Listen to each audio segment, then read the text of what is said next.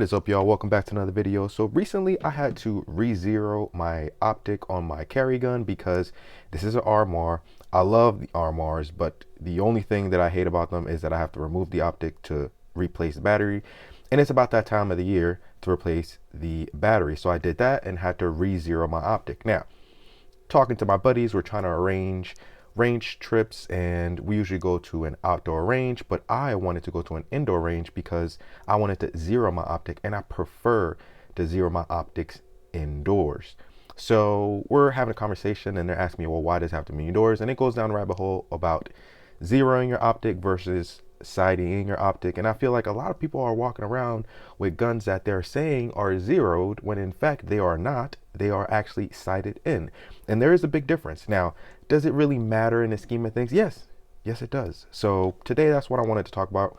Real short video about the differences and how it affects you, and if you have to make any changes to how your gun is currently sighted in or zeroed in.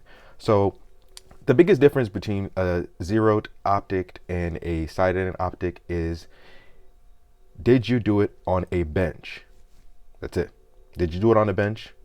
Yes or no? If the answer is no, then your optic is sighted in. If the answer is yes, then you most likely zeroed in your optic. What does that mean? When you are zeroing and this is, the conversation is about pistol optics. I mean, a lot of it applies to rifles, but we're talking about pistols in this conversation. When you use a bench and you stabilize your pistol when you're zeroing your optic, and you remove all the variables and you actually put it on something that is holding the pistol down so that you're not holding it yourself, and you zero it that way, that is zeroing your optic. When you're doing it standing up, prone, however it is that you're doing it, that is sighting in your optic. The difference really is the removing of the variables part. So when somebody hands you a gun, if it was zeroed in, it may be zeroed in to variables that are particular to that person. Some of us may naturally shoot left, shoot right, shoot up, down, whatever. We all have tendencies, we're all different. So when somebody sights their optics on their guns and they're doing it themselves and they're not zeroing it, it's sighting it to them. So I may grab that pistol and shoot it, and I may have to make adjustments on the optic so that it is sighted in for me. Compared to when it's zeroed, on a bench, you remove all the variables, as many variables as possible. You hand it to someone, and something's going on. The chances are it's something that they're doing with their shooting themselves, and you can adjust that way rather than the chances of it being the gun not zeroed properly. That is, if you actually zeroed the gun properly. So that's the biggest difference. Now, which one should you do? I think everybody should zero their pistols stabilized on a bench, remove all the variables, all that good stuff, and do it that way so that when you're on the range practicing and you're seeing issues, provided you zeroed your optic properly, you have to adjust based off of things that you're doing, and you don't have to worry about it being the optic that is not zeroed properly. Rather than, if something is sighted in, you may be zeroing your optic to your tendencies or to your bad habits or whatever.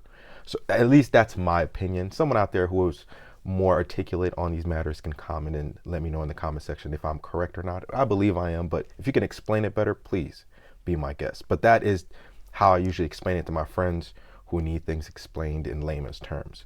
So which one should you do? Like I said, you should probably zero your optic if you can. Not everybody has access to the equipment or the type of range that would allow something like that. So if you can, do so. If you can't, sight it in, you'll be all right, and you should be fine. But that is the biggest difference. So if somebody asks you, it's your did you zero your optic in? Just remember, if you didn't do it on the bench, removed all the variables, all that good stuff, you sighted in your optics. That's the biggest difference. So, but back to the RMR, still love the RMR.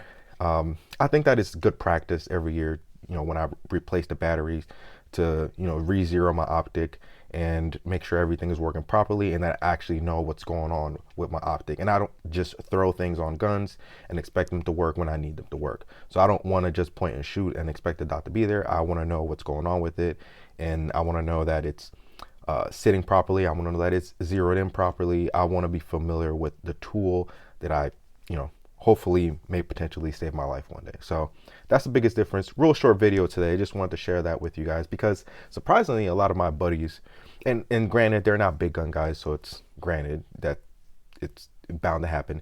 They didn't know the difference. So just wanted to share that. I'm sure that a lot of guys may say that this is common knowledge. To me, it wasn't common knowledge when I was learning this stuff. So just wanted to share. So appreciate you guys watching the video. I think that my next video is going to be on the MC9, the new MC9, and I actually got the long barreled one, and I explained why I got that one, not the other one. Really excited about that one. Yeah, so look out for that one. Like always, appreciate you guys watching my videos. Do something great, be positive, and I hope you guys have a great day. Deuces.